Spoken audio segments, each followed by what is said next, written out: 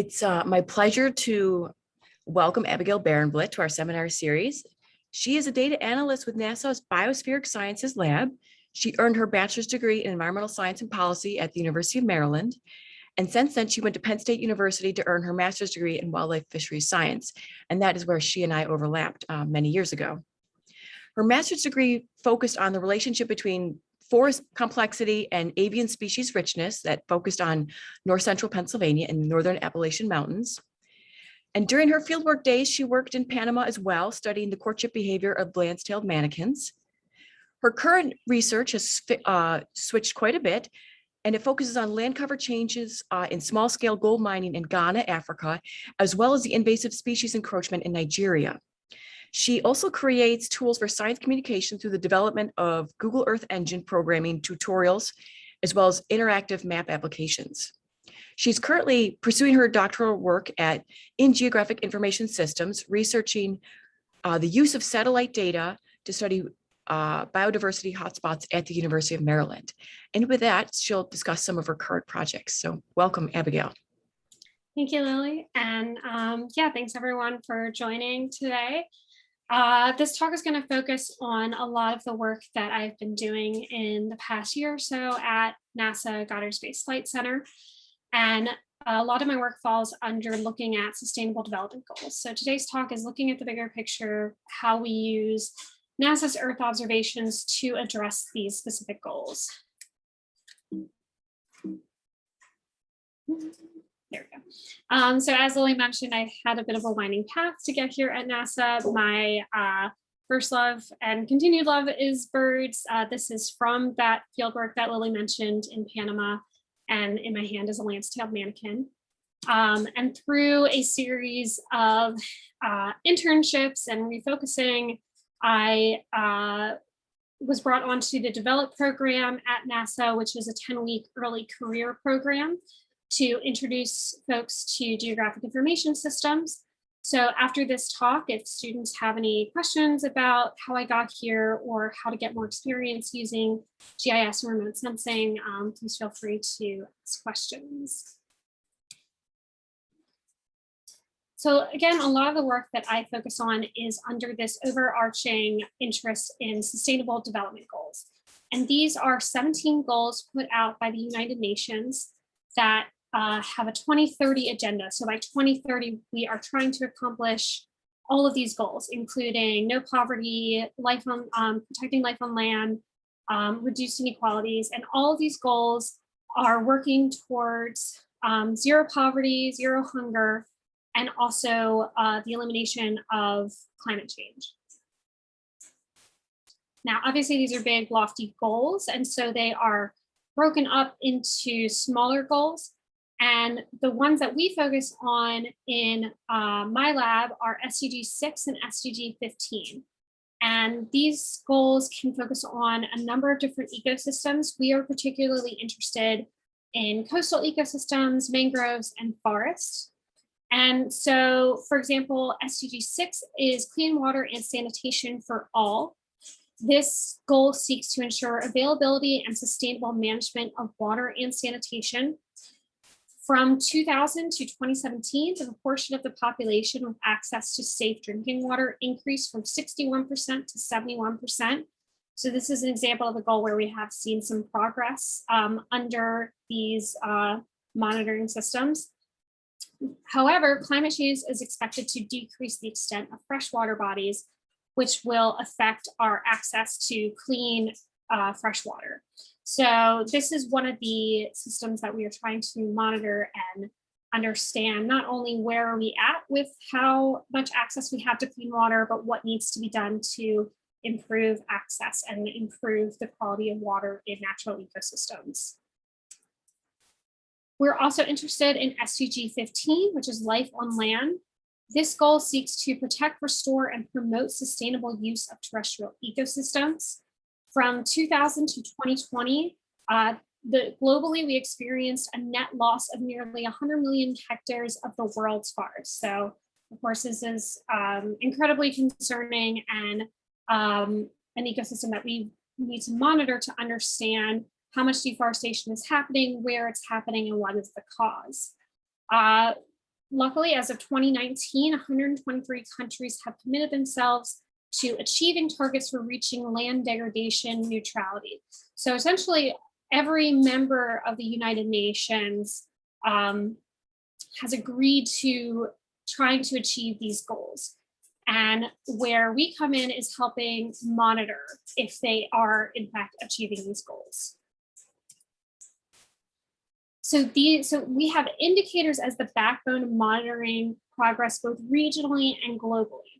So for example, we use standings. For clean water, we can look at mangrove ecosystems. So how many hectares of mangroves do we have globally? This is some indicator about how much coastline cleaning is going on and how much access we have. And so these indicators are used to make target management goals. And overall, there are 100 global monitoring indicators. So for example, for SDG 6.6 by 2020, the goal was to protect and restore water-related ecosystems, including mountains, forests, wetlands, rivers, aquifers, and lakes. Now, of course, we're past 2020, so these goals are being updated. In 2030, they will be updated again. And so under this goal, we can look at change in the extent of water-related ecosystems over time. In the interest of our lab, that means mangroves. And for SDG 15, we are also focused on these indicators as well. So by 2020, ensure the conservation and restoration and sustainable use of terrestrial and inland freshwater ecosystems and their services, in particular forest, wetlands, mountains, and drylands. So for this, we are focused on forest area, how many hectares of intact forest can we see globally or regionally, the proportion of important sites for terrestrial and freshwater biodiversity, and a number of these other goals. I'm not going to go and read them aloud, but these are the ones that we are interested in and can monitor with the help of Earth observing satellites.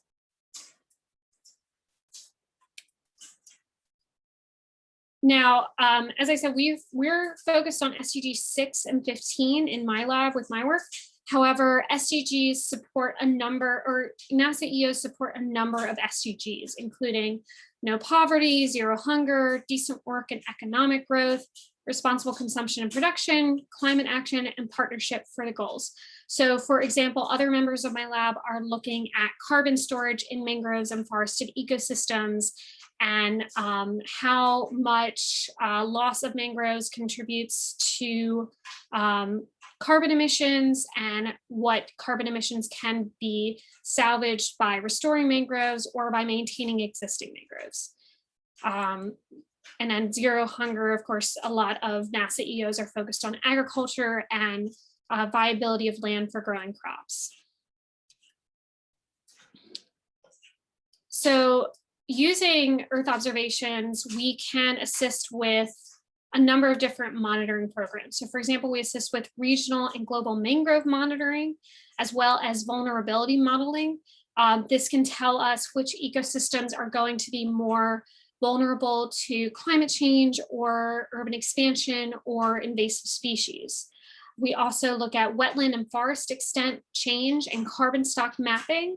So not only seeing where we are, how much forest we have, but also how that's changed over time, areas that are being degraded, and how this then plays into the overarching issue of climate change. We assist with national forest inventories, as well as natural capital accounting, which is essentially putting a monetary value on ecosystem services. And then we also work with 3D mapping of forest structure from spaceborne LiDAR, radar, and stereophotogrammetry.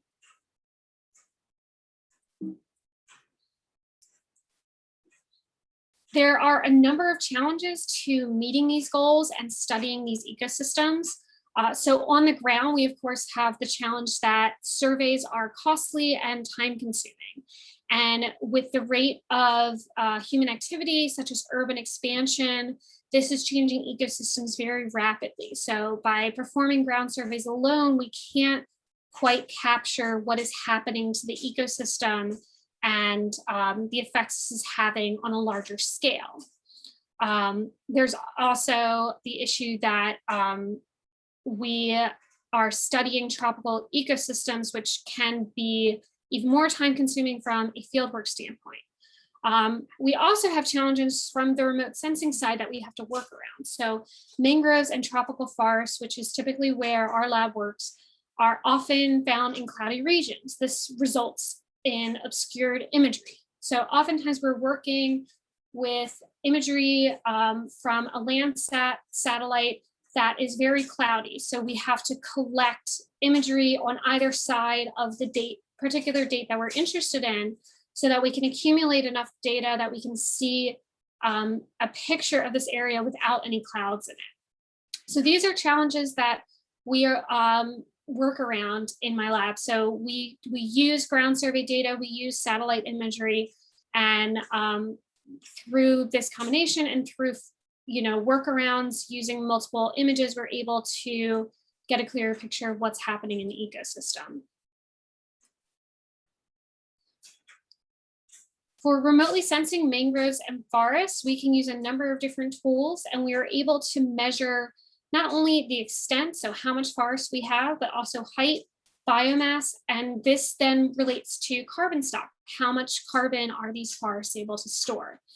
And as a little bit of background, I know a few folks on this call are very familiar with remote sensing, but I'm going to give some background on the tools we use. We use optical imagery, radar, as well as LiDAR.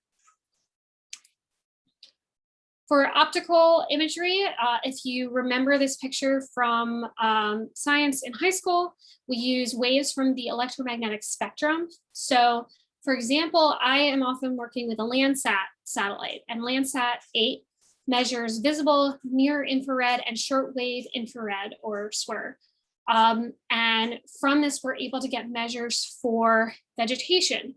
So for example, we can calculate indices like the normalized difference vegetation index. There are other indices like normalized mangrove index, specific to mangrove and tropical ecosystems. And higher levels of NDVI, so NDVI will run from -1 to 1. And if we see positive values in this index, we know that there's vegetation there. And so higher values are going to indicate mangroves, tropical forests, areas that are highly vegetated in comparison to, say, urbanized areas or even agricultural areas. We also use radar. So for example, the paper that I'm working on now, looking at invasive species, uses both optical imagery from Landsat and radar imagery from Sentinel. And radar data uses radio waves to determine range, angle, and velocity. This is often used for meteorology. So I imagine that you've checked the radar to see if it's going to rain on your concert or whatever plans you have for the weekend. It can also tell us information about soil moisture and land cover studies. And the way it works for what we're trying to look at, which is forest extent, forest structure, we use the backscatter data because it can distinguish between simple and complex land cover. So for example, through the European Space Agency, we have access to the Sentinel series of satellites. So Sentinel star data is something that we use oftentimes in our analysis. And then finally, we have LiDAR. The way LiDAR works is it emits a laser pulse, and the return time of that pulse to the sensor allows us to distinguish structural elements. There are airborne and spaceborne sensors. So for example, you'll maybe hear about LiDAR being flown over an area, and that can collect really high resolution structural information over a small area. And as of 2019, we also have JEDI, along with other spaceborne LiDAR sensors like ISAT. JEDI is aboard the International Space Station, and the intent of this particular sensor was to capture LiDAR and structural information over the tropics of the globe. And this is something that I'm going to be using for my PhD thesis whenever we get there. So the reason that we are interested in mangroves and forests, as I've sort of been getting to, is that they offer a number of ecosystem services that address these SDG goals that we're interested in monitoring. So they assist with nutrient cycling, fishery support, flood control. They help reduce erosion along the coastline, which increases stabilization of coastlines, and then also water quality, not only in forests, but also especially mangroves have these really complex root systems that are really good about capturing pollution and suspended matter in the water. And so these ecosystems are really important for making sure we have access to clean water, making sure that biodiversity is flourishing. However, as I've already discussed, there are a number of risks to mangroves and forests, including land use change. So oftentimes urbanization is happening. In certain areas, mangroves are co-located with resources that we use. So for example, the Niger Delta is a huge system of mangroves that supply numerous ecosystem services. However, they're co-located with a lot of oil deposits. And so there is massive oil exploration that happens in that area and threatens mangroves. There's also the issue of sea level rise, degradation and conversion through urbanization, invasive encroachment. And we're seeing this globally, that introduced invasive species, whether they're accidental or intended, can create monocultures within natural ecosystems. And this is reducing how many different species these ecosystems can support. And as I mentioned already, oil exploration. So exploring for resources. And I'm going to be getting into gold mining, which is another resource that we, as humans, are exploring different areas for. So while I've been talking about forests and mangroves, this part of the talk is mostly going to be focused on forested areas.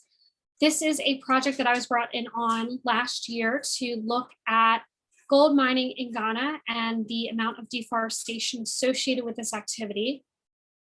Ghana is there are two massive gold belts that are located in Ghana. And because of this, Ghana is the 7th largest producer of gold worldwide. And this often looks like industrial mines that dig very deep into the ground to search for gold. However, artisanal mining, which is, you can see an example of what an artisanal mine looks like in this picture here. It's a pond, and oftentimes there is a small, not a bulldozer, but a small machines that are used to dig up the ground. It creates these ponds, and through this, and workers will come in and sort through this slush for gold.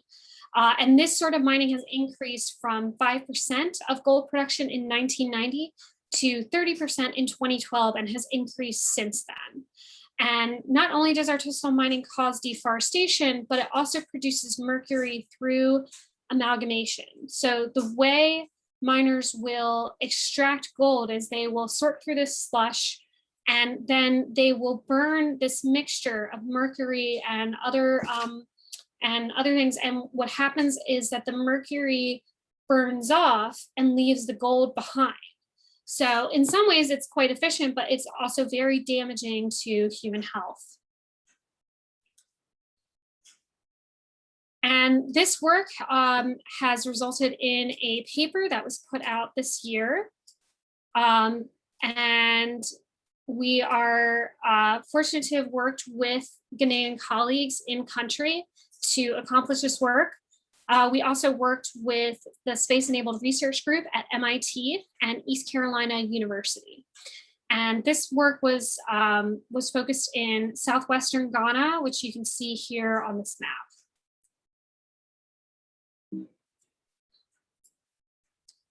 So we were really fortunate to be working with Ghana Statistical Services and Ghana Space Science and Technology Institute. These were our co-investigators throughout the project. And it was, not from a personal standpoint, really exciting to work on a project that we were working with people in country who had expressed this need and this interest, and were able to give us direct feedback on if our maps made sense or not.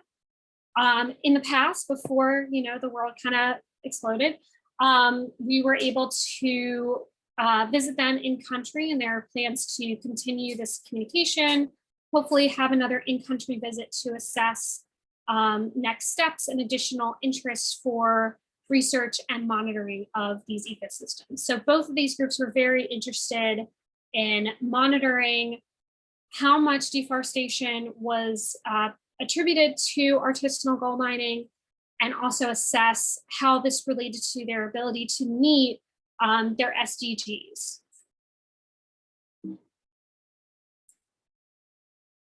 So this is the paper that resulted from this work, the large footprint of small-scale artisanal gold mining in Ghana. And we published this paper in a way that it is publicly accessible for free. So if you're interested in reading the full paper, it is out there and it is available. So visually, I've shown you all a picture of what an artisanal mine looks like on the ground, but this is what it looks like from space. So this is just screenshots of Google Earth imagery. So on the left, we see 2012. We can see that we are starting to notice these ponds of artisanal mining in the ground. And then this is the same exact spot on the right in 2019. So only 7 years later, we can see that this area is dominated by artisanal mining. So while these mines, individual mines themselves, are quite small, the accumulation of them can leave this very significant footprint on the land. And we wanted to quantify this. So the way our research worked was we looked at Landsat imagery, which is again that optical imagery. And we chose a reference period from 2002 to 2005, which is early days and oftentimes before artisanal mining had really taken off in this region. And then we compared this to an observational period, which was 2010 to 2019. We stacked these images, and from this we looked at NDVI, so again, normalized difference vegetation index, and we looked at where are spikes of loss of vegetation. So we took the maximum derivative loss. So essentially where, when we look at a graph of NDVI values, where is the slope of loss highest? And that would tell us that this was a sustained and continued loss of vegetation rather than just, this area experienced too much rainfall and, the soil was upset and there were issues that had nothing to do with human exploration. So this gives us the idea that this loss was a sustained loss. Now, from that, we had this map of areas of vegetation loss. And then we were able to train a model to look at these areas of loss to identify what is causing this loss. Is it urbanization? Is it agriculture? Or is it mining? And we threw this into a random forest classification model, which I'll go into in a second. And from here, we were able to extract areas that experience loss due to mining. Now, from here, we went a step further and we looked at small versus large scale mines. So are these mines truly artisanal or are they industrial? Oftentimes, these industrial mines have gone through more of the legal process and they have a very different footprint on the land. And then we also were able to take these results to look at annual mining gains. So in what year does this vegetation loss occur? And how does that correlate with mining activity? For all of this analysis, we performed our work in Google Earth Engine. And so Google Earth Engine is using the power of Google to be able to search for satellite imagery much more easily. So for example, you can just use a Google search engine style bar at the top of your page to look for Landsat, to look for Sentinel. And this is cloud computing. So what this does is rather than performing all the analysis on my machine, which often sounds like it's about to take off and fly about the room, I'm performing this on Google servers. So I'm sending a request to Google to perform an analysis. It's run on their computers, and then the results are shown back on my screen. And so this is a tool that I've really enjoyed using because of this. It's freely available and gives you, once you figure out the code, very quick and easy access to a whole series of satellites. And this is just a quick, this is what Google Earth Engine looks like. So you have your scripts on the left, you have your code in the middle. So you're working with different assets. So for those who are familiar with ArcGIS or QGIS, and you import your files as shape files in the middle, this is where they're being displayed. So you can import any pre-existing data you have. And then on the right, you can see if it's working or not, and if you need to fix your code.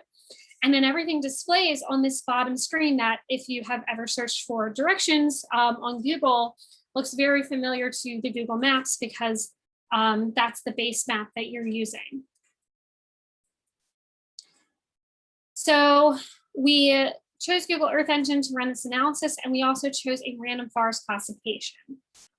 This is going to be a quick crash course into machine learning, but don't worry, you don't need to know all the details. Machine learning uses statistics to identify patterns in large data sets. So whereas manually we could classify an area and delineate, is this mining or is this not? Instead, we're putting the brunt of that work onto a computer to look for patterns. It is essentially artificial intelligence that learns from data. And machine learning is a bit of a black box. So essentially, we can only observe what we input into the model and what comes out of the model. So we input training data. So, and I'll show that in a second what that looks like. We'll give it some examples of this area we know was converted to water. This area we know was converted to mining. And here's the Landsat imagery that overlaps with those areas. Now, we're going to feed the model this information, and it's going to tell us where all these other areas that we don't know what they're classified as, what they should be classified as, and what drove loss in those areas. And we chose a random forest classification. This is an ensemble learning, and it's a series of decision trees. So essentially, pixel by pixel, there are up to however many different trees you put in there. So I think we ran 100 different trees. Every tree is looking at this model and looking at, all right, the Landsat imagery says this, and the training data says this. So I think that this other pixel should be classified as loss due to mining. And every tree is doing this, and then the trees essentially vote. And the votes are aggregated until the model has voted on every single pixel in your study area. And you can see what the model thinks is driving loss throughout your study area. It's one of the more accurate learning algorithms, which is part of why we chose it. There have been a number of studies just comparing. There are numerous machine learning algorithms that you can look up, but we decided to stick with this one because of previous research showing that it's pretty efficient and pretty effective. And it runs pretty efficiently on large data sets. So again, this is the region that we're looking at. We're looking at southwestern Ghana. This not only overlaps with where the gold belts are, but this was where our where previous research and our collaborators in Ghana pointed to as being an area of interest where gold mining was occurring. This is an example of the Landsat imagery that we're using. So while it's 30-meter resolution, you can see from 2005 to 2019, we can pick up this stark contrast. So areas with high red, this is a false color composite. So red indicates areas of high vegetation. So we can see that in 2005, this area was highly vegetated, but the Landsat imagery is enough to pick up these changes. So we're using these time stacks that essentially the imagery looks exactly like this, and we're picking out the values from each pixel from the Landsat imagery. So we used imagery from Landsat 5, 7, and 8. So we can have imagery, Landsat 5, I think gets us imagery all the way back from 1970s. We used bands 1 through 7 and this observation period from 2002 to 2019.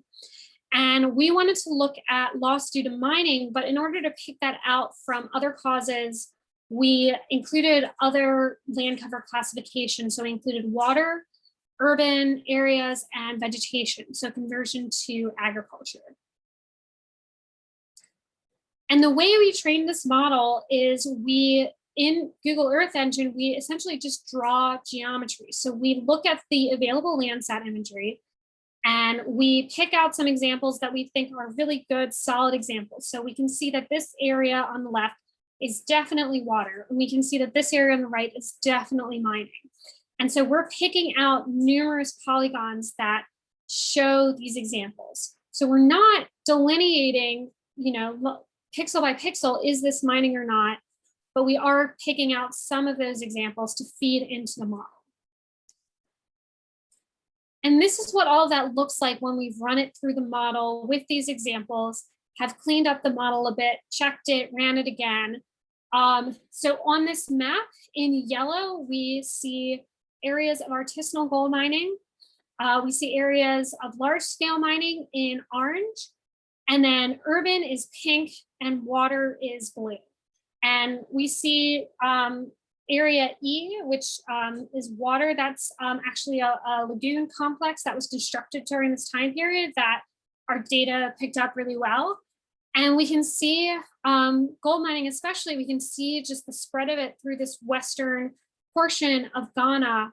And what was really noticeable in these results is that they're following major riverways, either because that's where they're co-located with gold belts, because of ease of being able to construct new mines, or just that was where the last mine was. So they're building another mine next to it.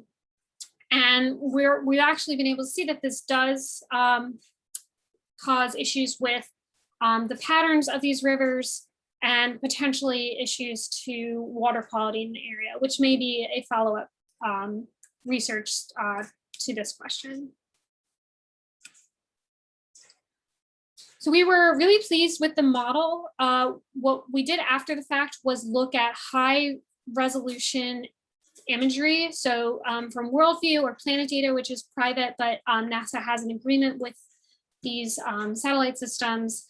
And we were able to pick some examples from the model and assess if they were classified correctly or not. And what this told us was that overall, our model was about 75% accurate, which is pretty good for a random forest classification.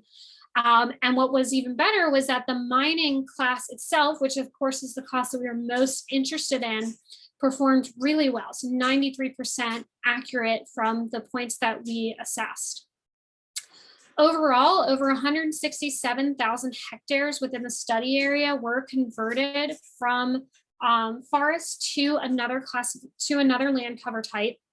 28% of this was mining, 21% urban, and then 25% was non-forested vegetation, and 70% was water.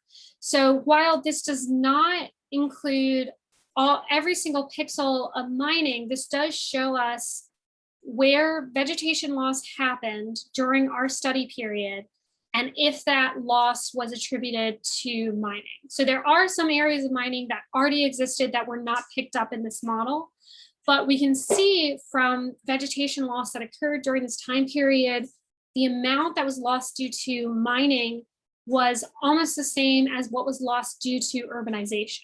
And so this is a huge increase in the footprint of mining during this time period. Again, we wanted to take this a step further and make sure that we are looking at areas of artisanal mines rather than these large scale, typically industrial mines.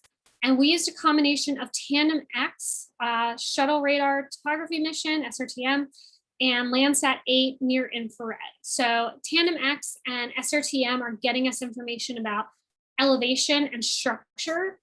And from what we know about artisanal mining is that these are very shallow ponds that they are excavating, whereas industrial mines are digging deep into the earth for excavation.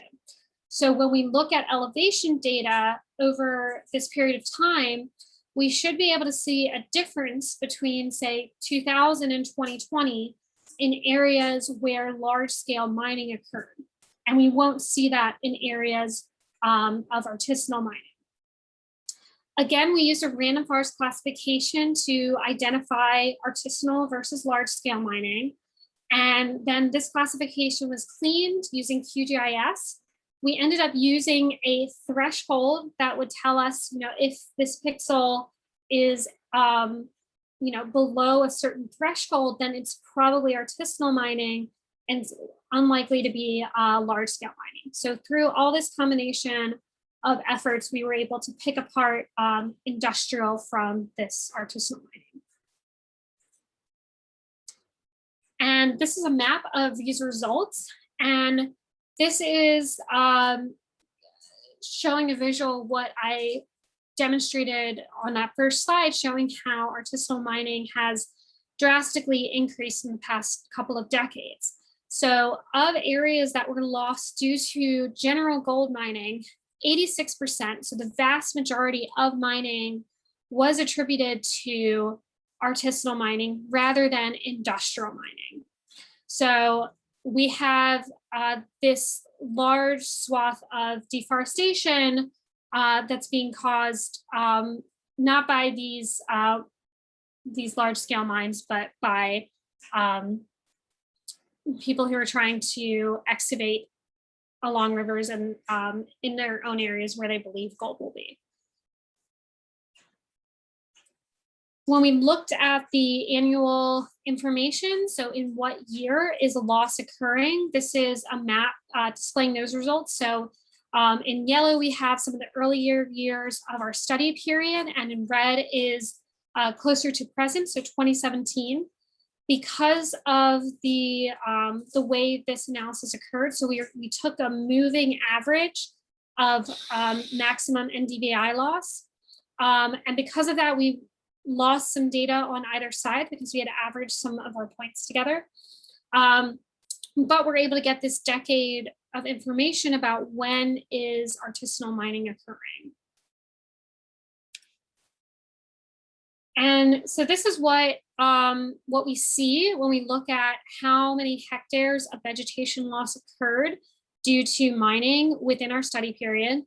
And we can see that in the earlier 2000s, we have less activity. And we also noticed these peaks in 2014 and 2015.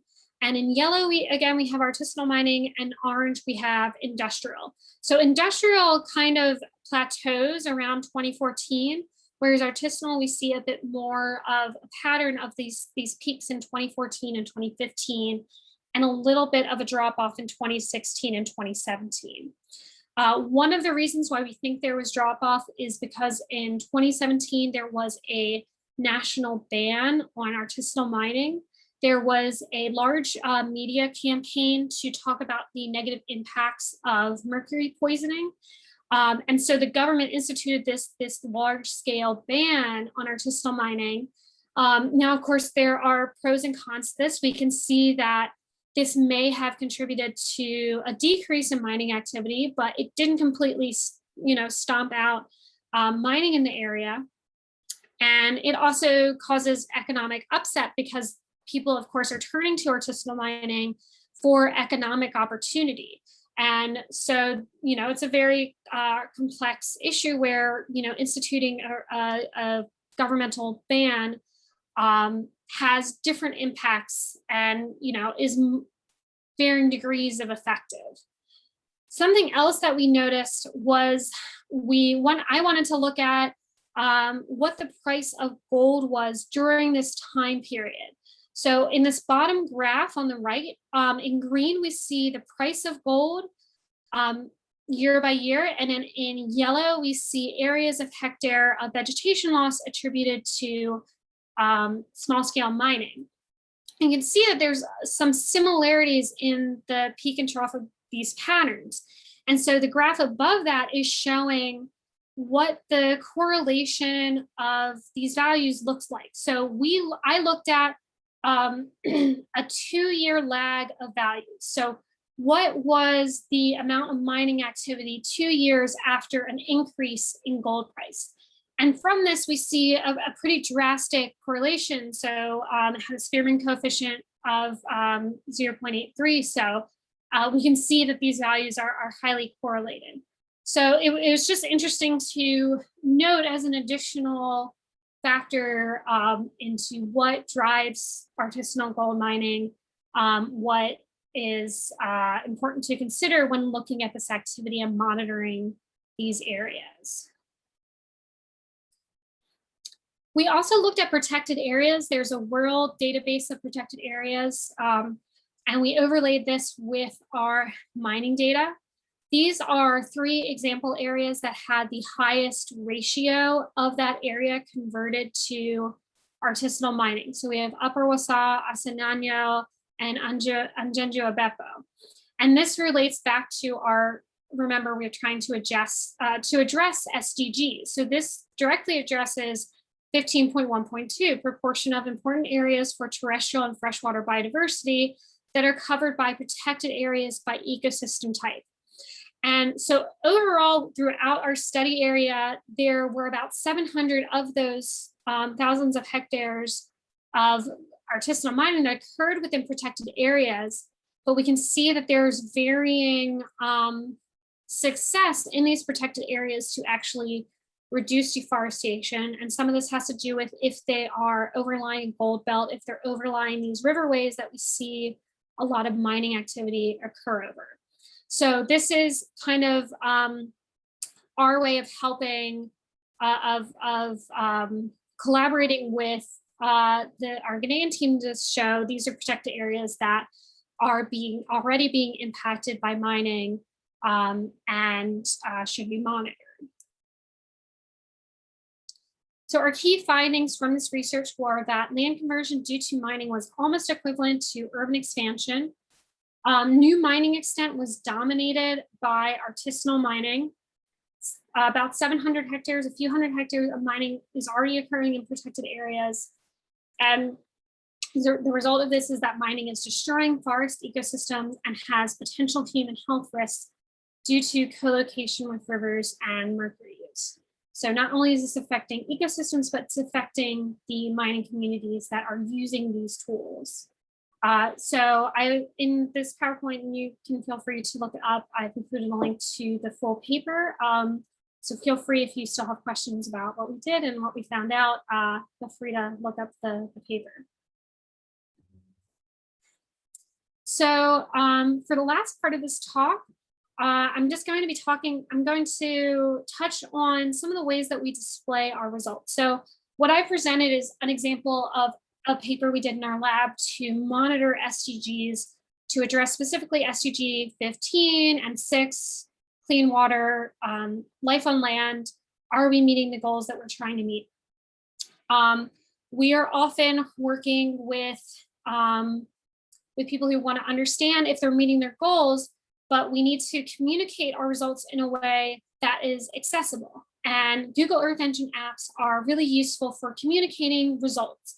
It allows global users to not only monitor their progress, but also see for themselves the extent and biomass of these ecosystems and if they're meeting their goals. And they offer results that can be reported as SDG indicators.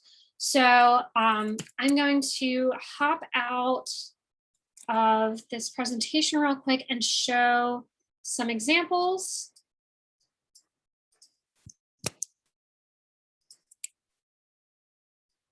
And hopefully, let's see. Okay.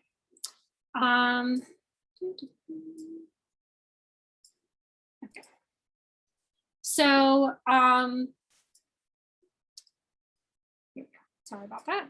So this is an example of an app that we've been able to share with collaborators to understand if they're meeting their goals of the UN SDGs. So this is a global mangrove height and biomass map. This is using results from a paper in 2018, Samar et al. And it includes a link for where this data can be downloaded. And the user is able to look at different map layers. So right now we're displaying biomass. We can also look at canopy height in these areas. And then we can also monitor total carbon stocks. And below that, we can get a graph of results. So right now I'm displaying maximum canopy height in India. And let's say I wanted to compare that to maximum canopy height in the Niger Delta. So we can simply click on the map and our graph refreshes and we can see what mangrove height is, the average mangrove height in India versus Nigeria. And this is also really cool for understanding, different areas that are important for mangroves throughout the world. So for example, this is Nigeria, and one of the most important or largest extent of mangroves, rather, can be found in Indonesia. And we'll see that Indonesia, despite Nigeria having such a large, vast mangrove system, kind of blows it out of the water with their biomass. So it's a pretty cool app. I like this one. And then we've also used this to, sorry, I'm trying to get the zoom out of the way so I can click on things, to display the results of the paper that I just talked through. So this is the results of that gold mining paper displayed in a more interactive format. So on this map, a user can zoom into different areas. They can see purple here is artisanal mining, teal is industrial. They can look at annual mining conversion, so in which year is conversion happening, and they can play with this data set to see how areas are changing over time. Here we have a graph that's directly from the paper. In what year is vegetation loss occurring due to mining? And we also picked out a few areas of interest that display the results of our paper really well. And we can also overlap that with these protected areas that I mentioned at the end of the paper discussion. So essentially, this is how we can provide our end users with a way to understand our results, to interact with them without having to necessarily go through all of the code that we produce in the process of analyzing this data. And some of these results have been accumulated on a site that we created earlier this year, Mangroves for SDGs. So this is a site that my coworker Nathan and I put together to help users understand how mangroves address sustainable development goals, why they're important.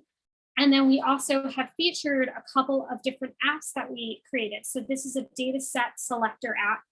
This allows a user to think about what sort of paper they're trying to write and what information they need. There are numerous, as you can see from this legend, there are numerous mangrove data sets available globally.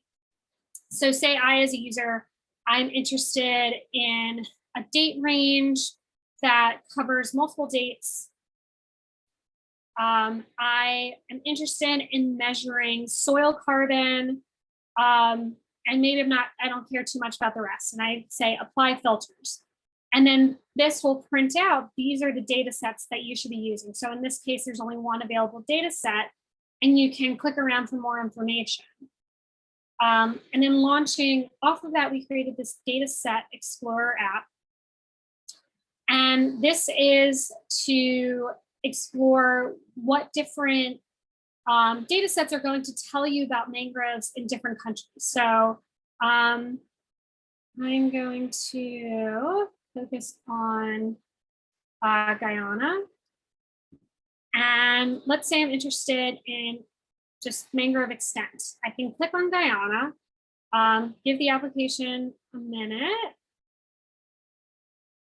So some of these apps do run a little bit faster than others. I'm also taxing my computer quite a lot, trying to ask it to do multiple things while I'm on Zoom. But when this loads, which it might not, when this loads, it prints out any global mangrove data set that we have access to and have values from. It will print out what value of extent it's attributing to Guyana. So here we see that Mangrove Forest Watch is saying that there are over 22,000 hectares of mangrove in Guyana. There's also Global Mangrove Watch, Mangrove Atlas, and there are a few other data sets. So this is one of the ways in which we are demonstrating not only our results, but what other data sets are out there that you could use.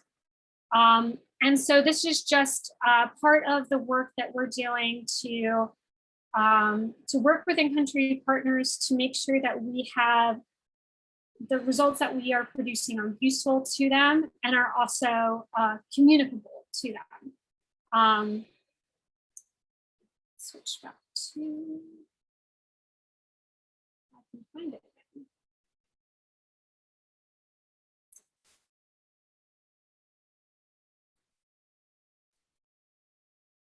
One sec, I exited out of the PowerPoint. Okay.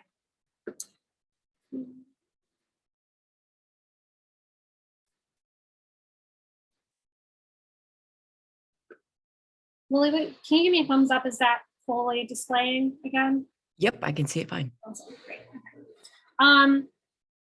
Something else that we have produced is so NASA has a group called RSET, which provides a lot of remote sensing GIS training for free. If you're interested in learning more about this field or what Earth observation data we have available for particular topics like water quality monitoring, this is a really, really helpful resource. I use it for my work.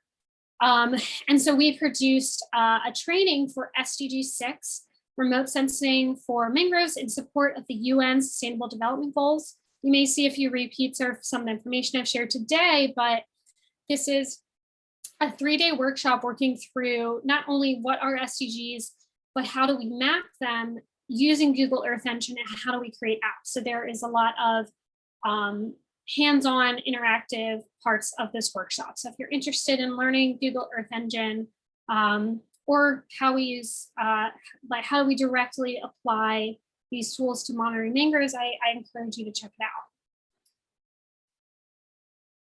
So I'm going to be wrapping up. I just wanted to say a quick thank you to my lab. This is the Mangrove Science Lab. There's a couple members missing because I need to update this slide. But without them, I would not be working at NASA doing all this amazing work. And I especially want to call out my boss, Dr. Lola Fatuyimbo, who heads our lab and has done some incredible work globally. With that, thank you for your time, and I'm happy to take any questions. Thank you very much, Abigail. I will field questions here. You can type them up in the chat. I'm not sure the exact protocol. Sometimes I ask people to unmute themselves and ask Abigail them in person. Well, Abigail, I have a question. I must say, firstly, you and your team must have been very busy these last few years. That's a lot going on. Very impressive. My question is about comparing industrial versus artisanal mines. And it was neat to see how these artisanal mines really follow the rivers. Were you able to answer the question of whether, because it looked like from the maps that you had, although you didn't have all of the water layers turned on, it looks like the larger scale mines are not necessarily co-located with the rivers. They're somewhat off by. So were you able to answer the questions? Is artisanal mines simply easier facilitated by the river, or are these industrial mines focusing on larger pockets that are just harder to get to, or what's your understanding thus far? So my understanding of this, and this is something that I forgot to mention, is that industrial mines are probably working with better geology tools to understand what area is going to be most successful for a dig. Whereas people that are constructing these artisanal mines are going off of local knowledge. And so we have information, that we've studied geology in this area. There is information available about where these gold belts are, what areas may actually produce gold. Unfortunately, a lot of these artisanal mines can deforest an area without actually proving to be successful for gold. So that kind of causes deforestation twofold without causing, financial success sometimes. So I think that my understanding, and I haven't studied it specifically, my understanding is that it has to do with the technology available for informing decisions on where to put a mine. That makes sense. That does make sense. Any questions from the audience? I don't have any yet. If not, I have another one. And that is, what year did you say that ban on artisanal mines was? 2017. Okay, and your data really went through 2017. So it'll be interesting to see what happens in the last few years. Well, that mine also is no longer in place. So I'm curious to see, and this is, we're working on updating our maps, and also very, very recently, I've been given some help to maybe automate our analysis so that we could continue monitoring in real time.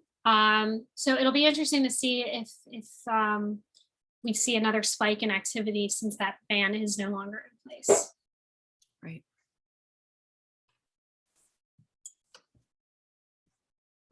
We still have a few more minutes if anyone else has questions.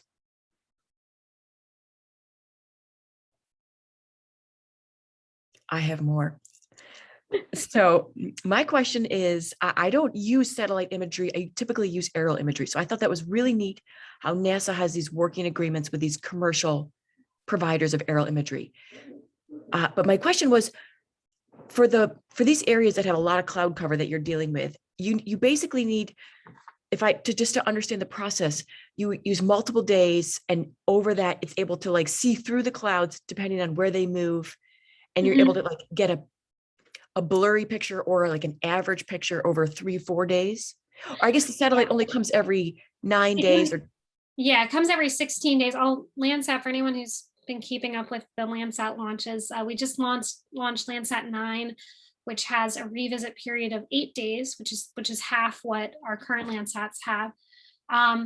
So the way we get a cloud-free image, usually, and in some areas of the world, it is too cloudy for this to work, but you will essentially look at all of the Landsat imagery available for a year and then create a mask. So you're saying, in every image, mask out any pixel that is covered by clouds.